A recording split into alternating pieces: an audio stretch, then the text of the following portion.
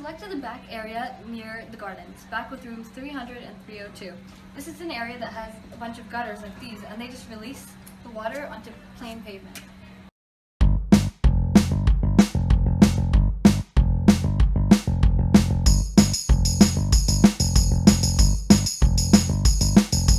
Why do you think this design could be implemented at this location? Elaborate your reasoning. Because the entire area has 3 weak spots in terms of impermeability. All these spots are gutters that lead the water to nowhere, which is a major problem. We could always replace the pavement in this area with permeable pavement. Permeable pavement meaning replacing the concrete with pavers and filling the cracks with sand. So the water would soak into the sand and flow right into the ground. But I prefer planting trees and shrubs because it's healthier for the environment. It improves air quality and is better for animals.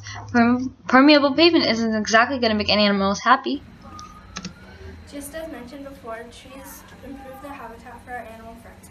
Planting these trees will reduce energy use as well as atmospheric CO2. Plants, as we all know, make the air quality much more bearable, so taking part in this action would be ideal.